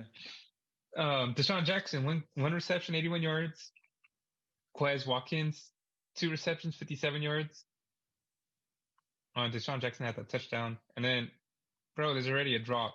But Dallas Goedert, 3 for 38. Zach Ertz, 3 for 33. Jalen Rieger, 3 for 30. And then it drops more. Miles Sanders, 4 for 27. Greg Ward, 2 for 27. Travis Fulgham, 2 for 27. Alshon Jeffrey, 1 for 22. Yeah, that's not very good. Did Alshon Jeffrey get hurt or something? Like, yeah. Defensively, they had 2 sacks. Darius Slay had an interception and a pass deflection. 3 tackles for a loss as a team, but no, 4 tackles for a loss, but nothing too crazy. I mean, they gave up 37, so almost 500 yards they gave up. Jeez. Yeah, that's that, huh? Yeah. And on the Cowboys, Andy Dalton was 22 for 30, 377 yards, 3 touchdowns, 1 interception. Not too bad. I'm happy for Andy Dalton for that game. Yeah, dude, especially like a big game like that. Ezekiel Elliott, 19 carries, 105 yards. That's the Ezekiel we know, right? Yep. I'm not saying like I support Ezekiel Elliott all crazy, but CeeDee Lamb, 1 for 19 and a touchdown. That's crazy. Andy Dalton, 5 for 15. That's the crazy stat right there, bro. And Tony Pollard, 9 for 12. On receiving, we got Michael Gallup, 6 catches, 121 yards, 2 touchdowns. Mari Cooper, 4 catches, 121 yards. CeeDee Lamb, 3 for 65, 1 touchdown. Then we get the drop. Ezekiel Elliott, 4 for 34. Dalton Schultz, 3 for 21. And I'm not going to read the rest. Randy Gregory had 1.5 sacks, 3 forced fumbles, and a pass deflection. So that's baller status right there. There was 1 other sack on the day, and then 2 interceptions. Who got the sack? Brown. Jordan Lewis? Yeah. That's about it, though. Yeah. They gave up over 500 yards, so. You got to shout him out for the sack, bro. Yeah. All right, that's it. Anthony Brown had the pick, not Antonio Brown. All right, so what else? We're almost there, guys. We're almost there. The Rams and the Seahawks. Did you watch that game? I just watched towards the end. All right. I was watching it. It was a pretty defensive game. The Rams lost 9-20. So the Rams had the first quarter 3 points, second quarter 3 points, third quarter 0 points, fourth quarter 3 points. No touchdowns. The Seahawks, first quarter 0, second quarter 6 points, third quarter 7 points, fourth quarter 7. The Rams had fumbled it at one point. And bro, there was 2 times the Rams fucked up and they got away. So they fumbled that at one point. Bro, there was like 3 Seahawks that hopped on it, and then the Rams player hopped on it. Yeah. And when they pulled them apart, the Rams player had the ball. And like, dude, the Seahawk guy was like there first. I don't know, dude. I don't know how that happened. Yeah. You just see the ball disappear, and like, dude, bodies all over it, and then they just like spread everyone out. Somehow. And the Rams player, it made no sense. All you see is like the Rams player, like you know how the players like show we got it. Like one guy does it, and then the other players are like looking at him and they're looking at the ball, and then one's like, and then the third one finally goes like that, and bro, and then there was one. I don't agree with it, but the Rams receiver, he caught the ball. It was like a 15-yard catch. No one touched him, and he placed the ball down on the floor. And he walked away, and then the Seahawks player picked it up and ran. And the ref said that I think I might have the ref said that he gave himself up, and so that's why they stopped it. But I thought only running backs could do that. I didn't think anybody can do that. Yeah.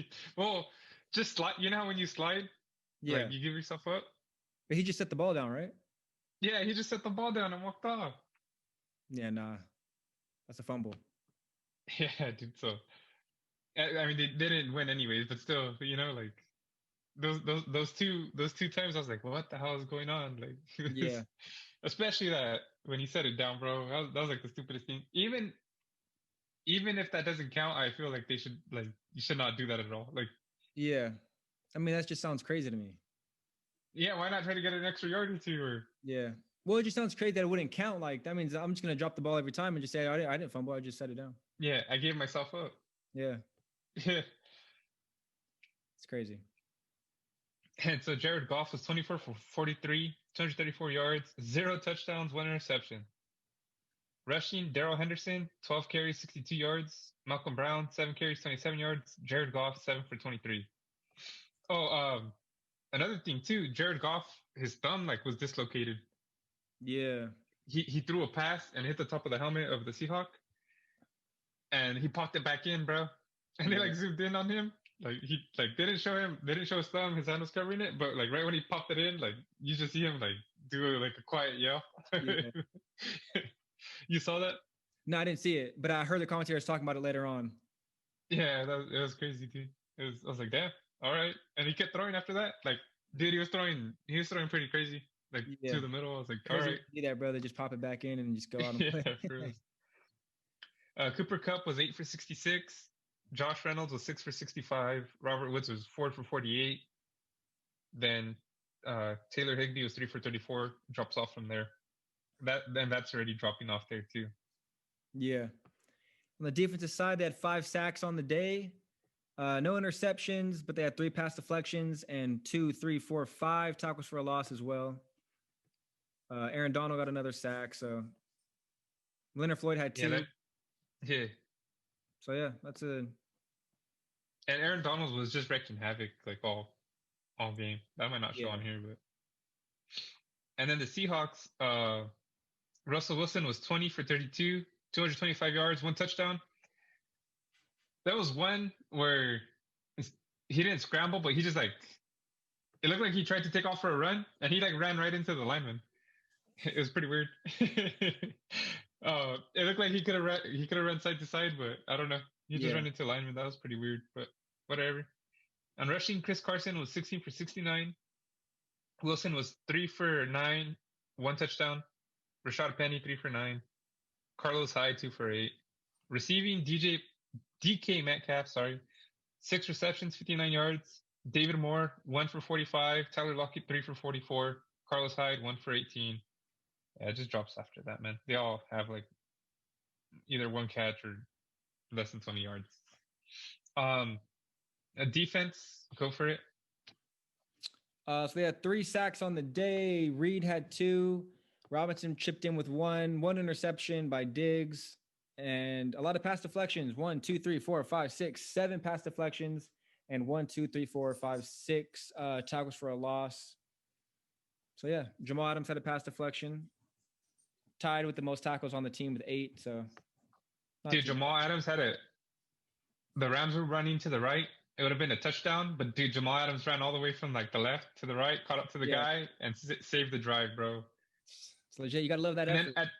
And then at the end of the drive, I believe they fumbled. So like, if it wasn't for Jamal Adams, dude, they probably would have scored. And yeah, so they ended up fumbling too. So the Seahawks ended up getting it. Yeah.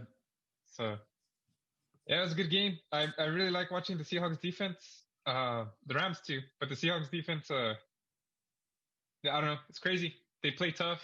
They like, you know how on the Raiders, how like one guy will whiff on a tackle and then everyone else won't get the tackle? Yeah. The other guy just comes flying in and just like, not only does he wrap up nasty, dude, he hits him hard. Like, yeah, dude, it's crazy. Like seeing that, it's sick. Like, I like seeing everyone like being aggressive. Yeah. It makes you wish we had that. Yeah, dude. It looks like, bro, the center, one of the linemen got tackled by Bobby Wagner, and they had to like take him to the tent. Like he got hit right in the chest, bro, with Bobby Wagner's helmet. And like they you know how they slow motion it and like show their face? Yeah. Like, yeah, he didn't want none of that, bro. I was like, damn. Yeah, so I like the Seahawks defense just because they play tough like every year. Even this year when they were doing shitty, they still hit hard, you know? That's sick. Tonight's Sunday night game was the Titans-Packers. Oh, before we go on too. So with the Seahawks win over the Rams, they clinched their division. Yep. The Rams, if they won, had a better chance, but now they're fighting to be in the playoffs. But, you know, you still got You guys still got next week. But the Titans and the Packers, it was snowing heavily. They lost. The Titans lost 14-40 to the Packers. Titans first quarter 0, second quarter 7, third quarter 7, fourth 0, 14. The Titans. The Packers first quarter 6, second quarter 13, missed the field goal. Or not field goal, missed the extra point. Third quarter 14, fourth quarter 7, 40 for Packers. It was snowing heavy. I thought that would affect this game. It did not. Well, yeah, it didn't affect the Packers at all. Yeah. Ryan Tannehill was 11 for 24, 121 yards, 1 touchdown, 2 interceptions. He ran a crazy play, but I'll go over that in the rushing. Logan Woodside was 0 for 2. Rushing, Derrick Henry, 23 carries, only 98 yards. Normally that'd be good, but this is Derrick Henry we're talking about. He gets like 200 yards a game. But you can't be mad at that, right? 23 for 98? Nah, still solid. Yeah. Ryan Tannehill, 3 for 55, 1 touchdown. He had that crazy run. He ran it up the middle and just burnt everyone. And then receiving, A.J. Brown, 4 receptions, 43 yards. Jonnu Smith, 3 receptions, 30 yards. And dude, it just drops off nasty after that. You want to talk about the defense? Yeah, defensively, they had 2 sacks and 2 tackles for a loss. Smith and Kirksey had the sacks. 1 interception, 2 interceptions by Kirksey and Savage. So, yeah, getting interceptions is always nice. Wait, who are you talking about the Titans? Oh, what were you doing right now? Did you do the Titans? Yeah. Okay. I was like, what? I don't see any of this. Yeah. So for the Titans, they had 1 sack on the day by Ray, and then 5 tackles for a loss. And then they also had an interception, Butler, for 3 yards. So it's pretty good. Even though they gave up 40. Yeah.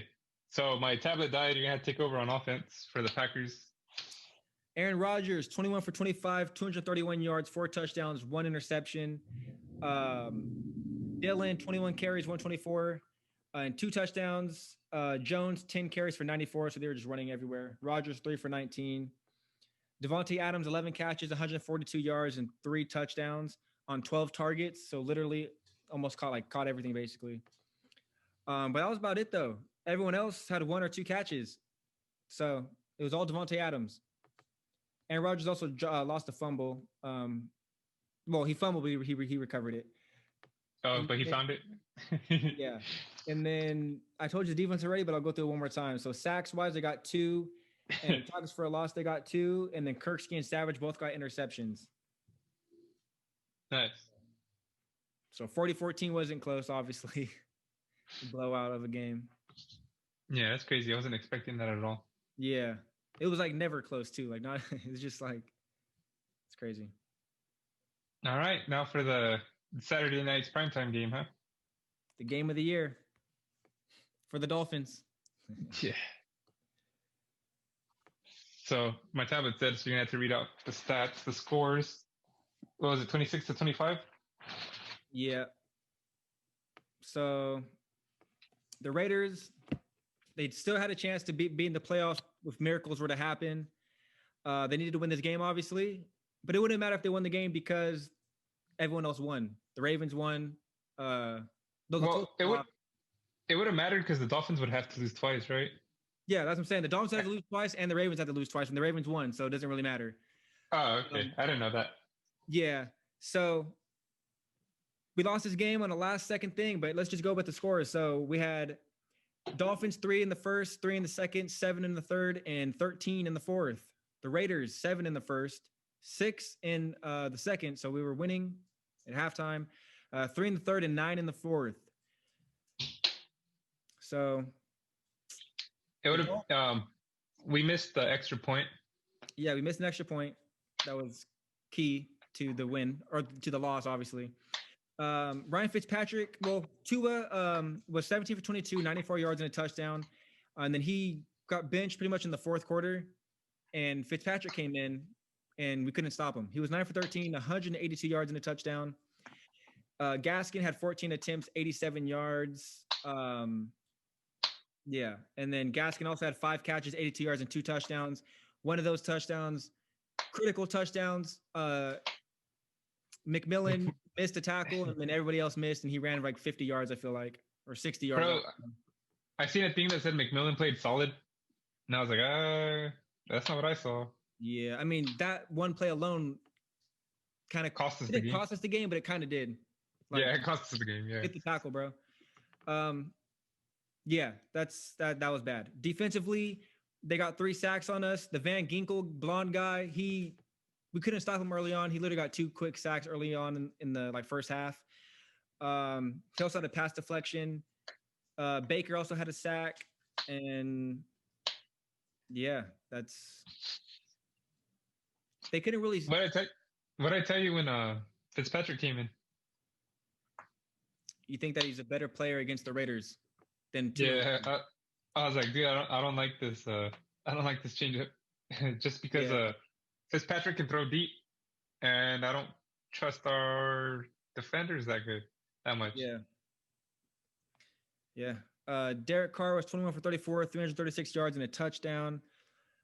Josh Jacobs, 13 attempts, 69 yards. Jalen Richard, 2 attempts, 19 yards. And Derek Carr had 2 attempts, -2 yards, but the -2 yards comes on the kneel down. He had a touchdown for 1 yard on the goal line. And then Nelson Aguilar, 5 catches, 155 yards and a touchdown with an 85-yard touchdown, which is insane. That was sick. Which Derek Carr kind of scrambled too, right? Yeah, he ran off the right a little bit and tossed it right to him. And then Aguilar had to run like, 20, 25 yards for the touchdown? Zigzagging left and right. Yeah, Matt said he likes those kind of runs. Yeah. Darren Waller balled out for 4 straight games now. 5 catches, 112 yards. He had some crazy catches, bro. Like 4 of those were like insane. I feel like one-handed over a guy, or like 3 of them were contested nasty. Yeah, on the same defender every single time. Hunter Renfrow had 5 catches for 34 yards. I feel like those were clutch. Yeah, Jason Witten got targeted 5 times. He caught 2 for 12. So there's that. I don't know why. But go ahead. Is that it? Daniel Carlson had 4 field goals, 4 for 4, but like Jerry said, he missed a key extra point. So cost us the game too. Hunter Renfrow had a great day returning punt returns. He had some sick. The first one was crazy. He was like spun out and did a bunch of stuff, but he had 5 returns for 61 yards. Defensively, Hankins got in for a sack, which was a surprise. Yeah, that was nice. Sack. Vickers got a sack. We had 3 sacks. That's a big. If you guys are Raider fans, you guys know that's a big day for us. 3 sacks. Bro, 1 sack is a crazy day for us. Yeah, exactly. Like literally. Few tackles for a loss, but overall, the defense did play good overall in the game. But they played better in the fourth quarter. Like is when it all went downhill. Because that's when you need to. That's when you need to step up on defense. Literally, this was on the defense. Yeah, no, it was because they literally gave up. What is it? 13 points in the whole game, or the first 3 quarters, which is excellent. That's really good. But then you give up 13 in the fourth. You can't do that. You cannot do that. You think if it was Fitzpatrick in the whole game, the score would be different? Nah. I mean, it'd probably be different because things just happen differently, different play calls. But yeah, I don't think it'd be like we got blown out all of a sudden or like something crazy. I think it would have been close regardless. I think we would have scored more. I don't know why, but when other teams score on us, we start scoring more too. I don't know. If our offense is good, our defense is bad. And if our defense is good, our offense is bad. Like it's... Yeah. They can't play together. I don't know why. Yeah. Literally, it's annoying. But yeah, I mean, it did... We knew we were making the playoffs. Like, literally a miracle had to happen. But so besides that, though, what did you think overall of the game? Like, Derek Carr playing hurt and everything else, I guess. So I'll start with the defense. I thought they played better. A lot better, surprisingly. They looked more aggressive. They looked more aggressive, I guess, is a good way to say it. It looked like they knew what they were doing for the most part. more. Yeah. They in the end they lost us the game. Yeah. That was bad. Arnett. Our offense was okay. I don't know. John Gruden, his play calling sometimes, man, it's stupid. All those attempts to Witten. Why? We have Moreau. We have Waller. Like, give them to Moreau. Yeah. Well, listen to this stat real quick. So Waller had 6 targets. Witten had 5 targets. And Moreau had none. So literally, he shouldn't almost be beating Waller in targets, bro. Yeah. Like, what's it called? Why not? So Marcus Mariota, he played the other day. I'm not saying start him. I'm not saying don't start him. I was just saying, why not have some packages for Mariota? You know, just we have like in the NFL, a lot of other teams they have quarterback packages. Jacoby Brissett, Taysom Hill, others, but we need to start including that. In the red zone, we were there a lot of times, scored a lot of field goals. Derek Carr threw 2 passes out of bounds like in a row. I don't know if that was because John Gruden had terrible plays, or I don't know if that's because Carr didn't want to wait. I don't know. I don't put this on Carr though, because he brought us in the game at the end. We were scored to win. What do you think about Josh Jacobs not running it in for a touchdown, but running down the time? And I like it. Scoring a field goal. Yeah, it makes sense, right? Yeah. I think it's dumb when people say they should score the touchdown. Like, obviously, after the game, you could say that. But yeah, if we what was dumb was us stopping the clock on that third. Yeah. But it still wasn't the worst thing to happen. Yeah, I mean, bro, we literally seen that one game. I forget which game it was, but I think it was the Panthers game, like a couple weeks ago or whatever, when they had like a 20% or some low chance of winning the game, right? Imagine the percentage of them winning this game. 19 seconds left on their 25. It was probably 1%. So they played it perfect to a T. It's just our defense choked. Our defense couldn't. Literally couldn't keep up. Didn't cover him. He was wide open. Didn't cover him and got a face mask, which gave him 15 plus yards. Like, it's terrible because I was like, it was funny because I was like, dude, Arnett left him wide open. And then right when I said that, Matt's like, bro, they're getting a face mask 15 yards. Like, it was literally double whammy, bro. Like they didn't it was done on purpose. Like that's how crazy it looked. It looked crazy. How do you do that? Yeah, it looked like a setup, like, you know, it was rigged. He literally played underneath when they have to go 80 yards, like, or 75 yards. Like, what? In 19 seconds. Why are you playing underneath like that? Yeah. I don't know. It's crazy. Oh, and then Josh Jacobs was out for at least a quarter. Yeah. All of the second, maybe some of the third. I showed Matt a tweet saying that he only does what the coach does. You can get fired, or like, you know, some bad stuff happens if you don't do what the coach does at other jobs or something like that. Yeah. So I don't know if but supposedly John Gruden also said that Josh Jacobs needed an IV because he wasn't feeling good. Yeah, he was sick that day. Apparently. So maybe, I mean, it's possible that it's both. Maybe he felt tired, needed to rehydrate, so John Gruden took him out, and maybe Josh Jacobs was like, "Nah, keep me in." He's like, "Nah, we need you for the end." But I don't know. Yeah. Henry Ruggs, I don't know why we don't get him some slants. We just throw it to him deep every time. Maybe get his confidence up, give him easy catches to get his hands going. Him and Carr haven't played too much, so maybe having those easier catches with Carr will help him warm up to his throws. I mean, we threw like 4 screens and none were to him. So yeah, they're all to Renfro. Yeah, that's what I'm saying though. Like, you know, maybe he's not used to playing, dude. Because like the throws we throw to him are like when he's deep, like covered, with other people. Double team, let's throw it to him deep. No, let's warm him up. Like, let's get him used to the game. Yeah, I don't know.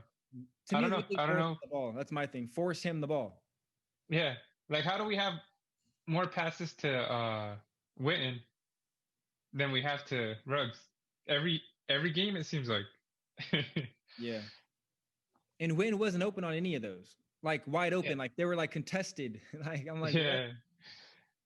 I don't know why. Yeah. I don't know. And the biggest thing too that when you were talking about the red zone play, like, why does it seem like we roll out to the right every single red zone?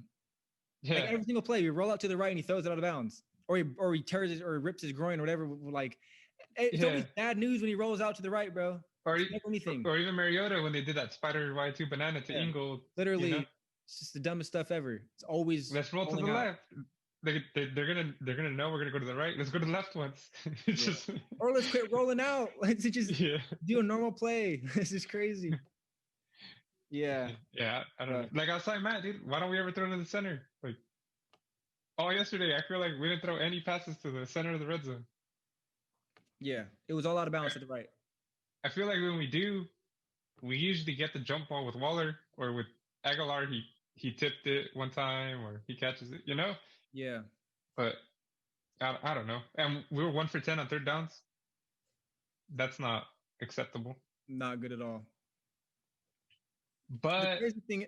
No, go ahead. We scored 25 points on the Dolphins defense, which is really good. Yeah. Like you can't ask for more. You can't ask for more from the offense, bro. Honestly. But you can't. That sounds crazy.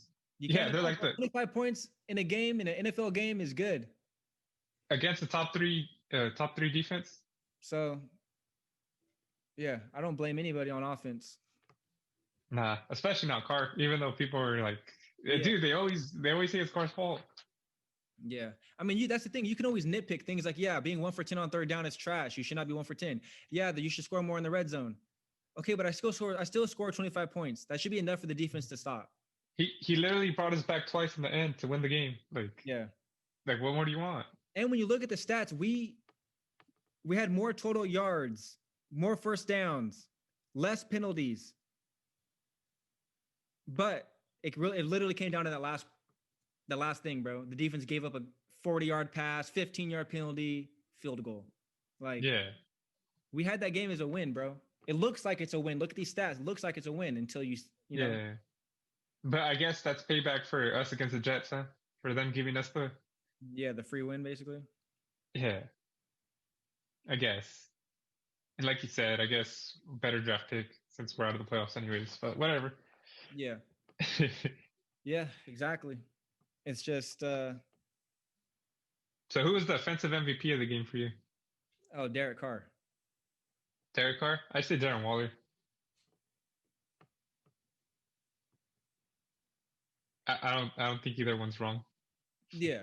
I mean, I'd personally give it to Derek Carr just because him being hurt, and I feel like he played incredible.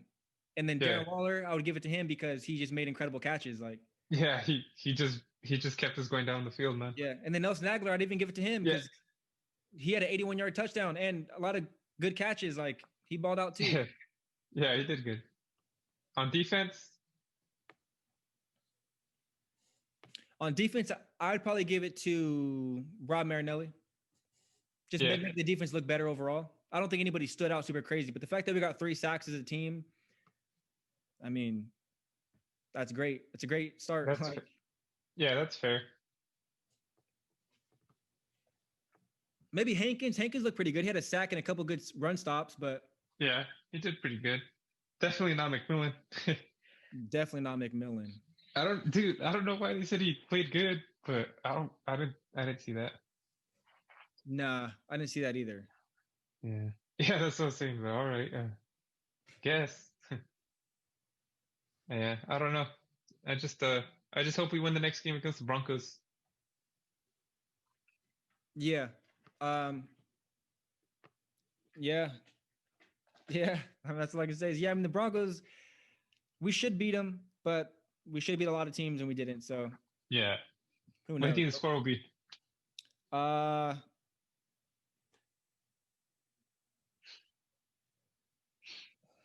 say 30-24. I'm gonna go the same thing I went with the Dolphins. I'm gonna go 27-24. Shit, you were close. But yeah, I had it the opposite. We had us winning.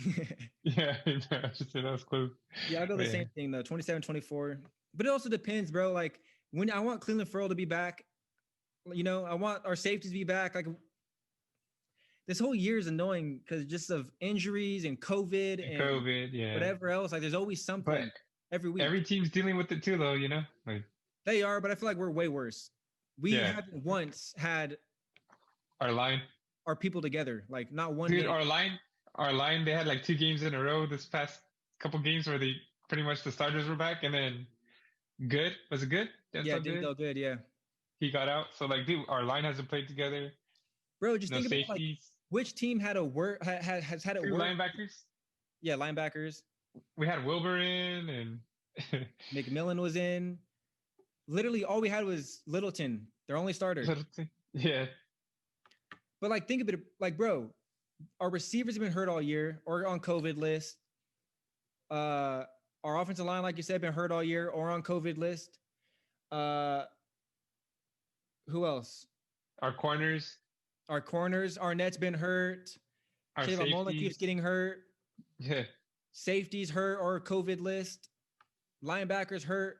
Like Our defensive line. defensive line hurt or COVID list. Like it's crazy. Yeah. Our coordinators are COVID list. Like, Yeah, for us. come on. And then we had to deal with Paul Gunther for the whole year. Come on. Yeah, exactly. All right, yeah, you're right. On that point, you're right. Nobody had it worse, bro. We had to deal with Paul Gunther. Yeah, that's true. But yeah, we'll see next week, huh? Yeah, 1:00 game Sunday, January 3rd. You'll be in Washington by then, right? Yeah. January 3rd, yeah. So it's gonna be interesting. Well, I think that's a good way to cap this off, huh? Yes, sir. Top 3 sports, everybody. Top 3 Episode sports. 6. Give a big shout out to Matt being the dope top 3 sports co-host for 2020. Let's go. Before we go, what was your favorite Raider moment of the 2020 so far? Probably Paul Gunther being let go. Yeah. Nah, honestly, the best moment is probably us beating the Chiefs.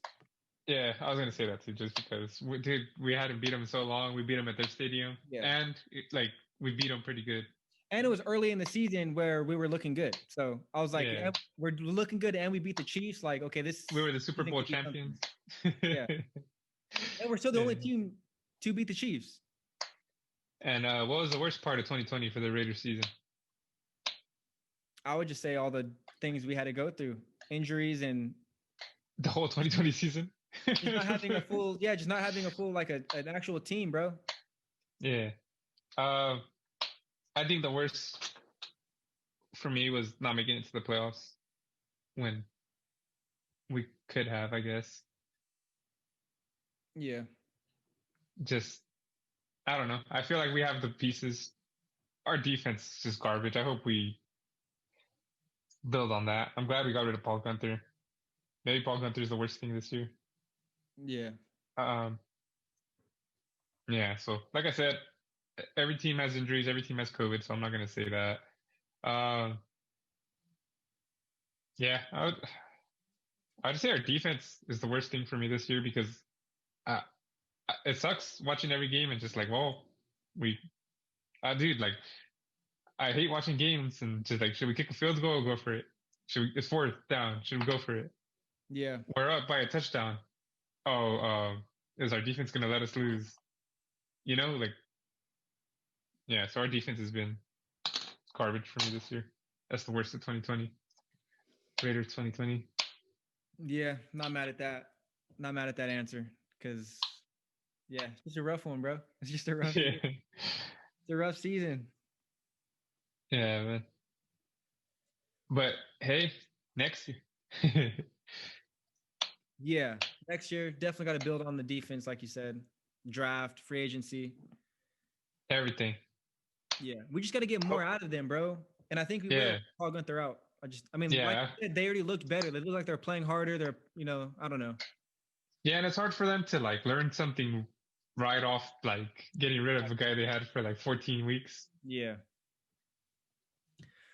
Before we go, though, I did want to mention because I didn't know that before, but Travis Kelce, I guess, broke the record he broke George Kittle's record of last year, I think, of most receiving yards. So that's pretty crazy. Tied in getting Yeah. close to that numbers is wild. Yeah, it is crazy. I'm probably gonna end this call now because why would I want to hear that? That's true. Nah, yeah, that's good though, man. It's sick. Even though I don't like the Chiefs, you gotta respect what they do. Yeah. If the Chiefs were any other team, I'd be a lot more hyped about them, to be honest. But but since they're in our division, bro, like everything they do, it just sucks. It's like, wow, that's whack. Like, Nah, I agree. Like I can't even enjoy Patrick Mahomes because like I'm just like, oh, that's sick, but we gotta play him twice a year, so that sucks. Yeah. You know. Nah, it's true. It sucks, like, because they're just so legit, but they're like literally a rival. Yeah, they're in our way, like to get to where we need to get. So, hey, won this season. Their only loss.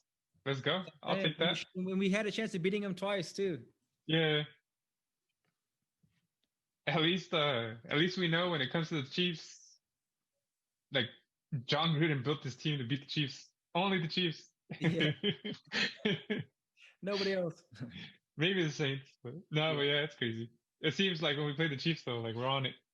Yeah. Oh, we forgot to mention too. I forgot about this, but normally we do our RIPs in the beginning of shows, but University of Utah football player Ty Jordan died at the age of 19. Apparently he was a beast, star player. So that's unfortunate. Damn, that's young. Did they say what it was that he died from? Shooting. That's crazy. That sucks. Yeah. So, yeah, that sucks for a lot of reasons. He was super young, didn't get to live his life. He looked like he was going to be on his way to the NFL, which is, that's a lot of money that you're able to live good. You're able to do what you want. And get him out of whatever situation he was in. Yeah. Because obviously, even if he wasn't doing anything bad, he was at the wrong place at the wrong time. Maybe if he was more successful, like not in a bad way, but if he had the NFL money, he wouldn't have to be in those situations. Exactly. Yeah, that sucks. RIP to that guy. What was his name? Ty Jordan. RIP to Ty Jordan. I don't want to say that guy. It sounds disrespectful. Yeah. I guess he was the Pac-12 Offense Freshman of the Year. Damn. So yeah, that's whack.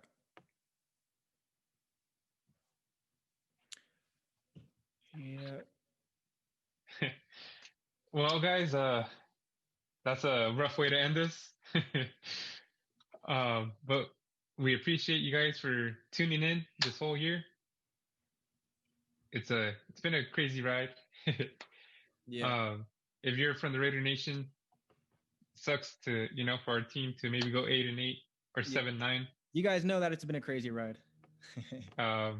But hey, at least we got sports. We weren't even guaranteed to have sports through COVID, so hopefully next year things aren't as crazy.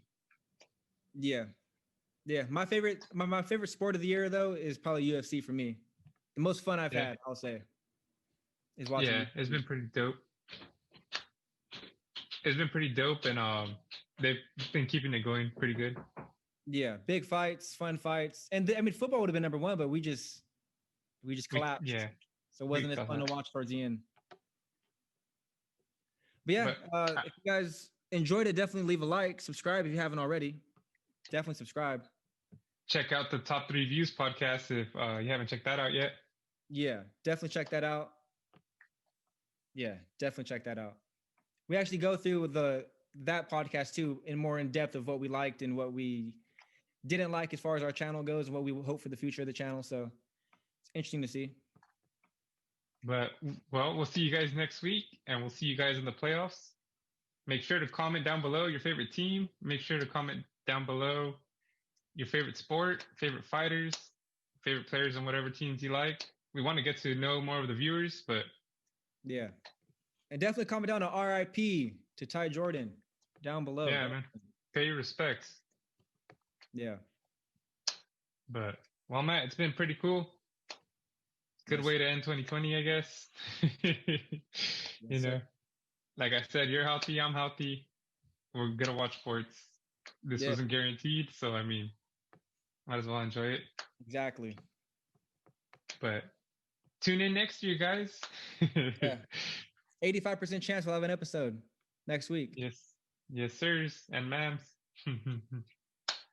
And theys. And days and whatever you want to you want us to call you. But this was the show. Hope you guys have a good one. See you next year.